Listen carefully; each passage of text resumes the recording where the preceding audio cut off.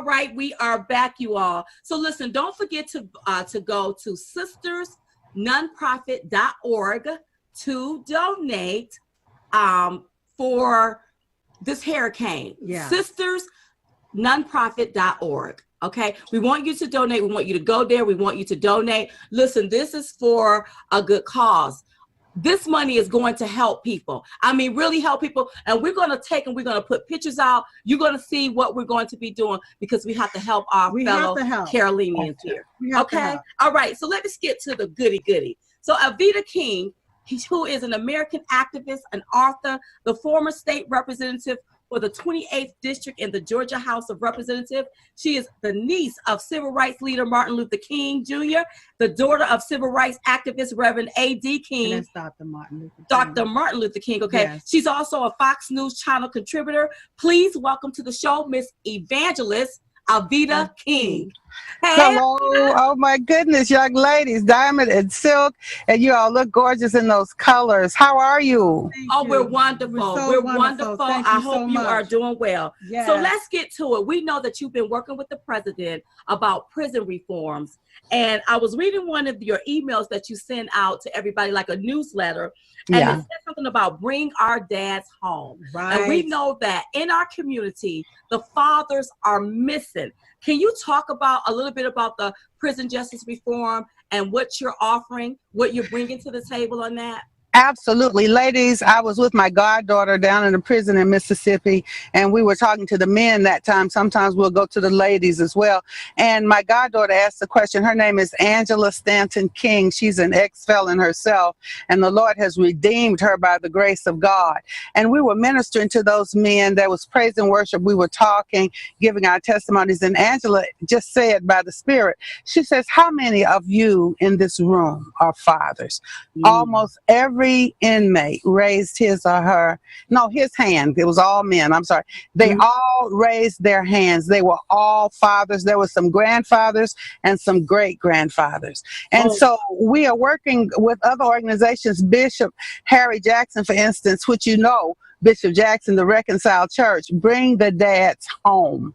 And so with prison reform, the nonviolent offenders, especially those who got tricked when they changed the law, marijuana used to be a misdemeanor, it became a felon, and so many went to jail, some for conspiracy or use for 30 years or more. And these daddies, some of them have not even seen their children. The children have grown up while they were in jail and things like that. And so to get some of those nonviolent offenders out, and the president is working very hard to make sure some of them are getting great training while they're in prison, so that then when they walk out, the president has also found leading business people who will hire them. So they walk out of jail into a job, back to their families. And then he said, you know, the president said in that meeting on August 1st, why can't you pray for somebody and give them a job at the same time? And so that's, you know, it's a good point. So helping them spiritually, economically, helping them with their relationships and their families, the men and the women, that is what prison reform is all about. I love it. You know, because a second chance. We've been taught that the man is the head of the house. And you know, the man got to go out there and work and provide for the family, because if you don't work, you don't eat. You know, that's the word, girl. You said it. All right. Girl. So I also saw where you said abortion separates family. Let our children live. I know you have a movie coming out, Roe versus Wade. Tell us a little bit about the movie. We worked very hard from the very beginning. We made it through the long, hot summer and finished filming. It's now in post-production. We still need prayers. You can also still invest or donate at RoeVWadeMovie.com. And so really it's a true account of what really happened. You meet Norma McCorvey, who was pregnant, didn't even want an abortion, but they made that whole Roe v. Wade case on her. You meet the doctor that used to do all the abortions, and one day he just had an epiphany and said, I can't do it anymore. You see Dr. Mildred Jefferson, the first African-American woman to graduate from Harvard School of Medicine, who helped co-found National Right to Life. You meet all of these people that made what is now Roe v. Wade, and some of the Supreme Court justices as well.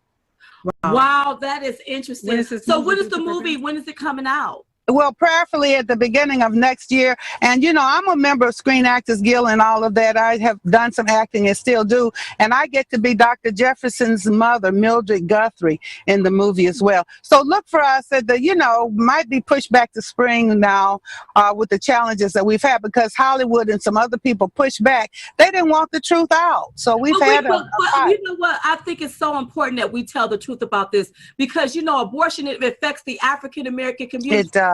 Why? Because nobody is telling them. Right. They just make sugarcoat it and making it look cute. Well, you can go and do this, but really you're killing the life. And some don't really realize what's going on. Well, you know, ladies, I had 2 abortions and a miscarriage because my body was damaged. And after God healed me and showed me the error of those ways, and I'm healed. And I don't want people to go through what I went through, because it's not good. It's not good for the babies or the mothers. It's not good. It's not bad. Good. If nobody tell you, you're not going to know. That's right. And That's so I right. think the movie, telling the truth about things. That's Yes. the thing. I don't know why sometimes they want to push it under the rug, but telling the truth about things so people can see, your eyes will become open. You're like, wait a minute, we shouldn't be doing that. That's so right. You are a walking testimony. That's what you are. Yes, Wonderful. you are. Well, both of you are too. You know that. You're so brave. I think it's awesome. God bless you. Thank you so much. And you are just as brave as well. So listen, when this movie come out, we want you to come back on the show, because we want to talk about it, and we want to have an in-depth conversation about this subject. I think it's time to have the conversation. It is. It is. Having an abortion and you 8 months pregnant, that's murder. That's oh my goodness, it is. So that's all I got to say. So thank you so much for being on the show. Promise us you'll come back. I will come back. Thank you for inviting me. Thank you so much. In the world of politics, stupidity is all too common. Congressman Engel. No, you have not. Excuse me. Talking to me. Oh, I'm sorry. I thought you had been talking to me. Some people will stop at nothing to take control of Congress. The blue wave is coming. But 2 unlikely heroes are among us.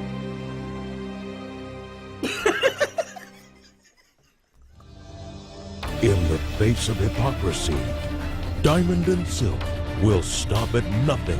He called the police. Maxine Waters, where you at? Nancy Pelosi, where you at? To expose We need answers right now. the dummy grats. Come on, Silk. You ready? I'm ready. Let's go.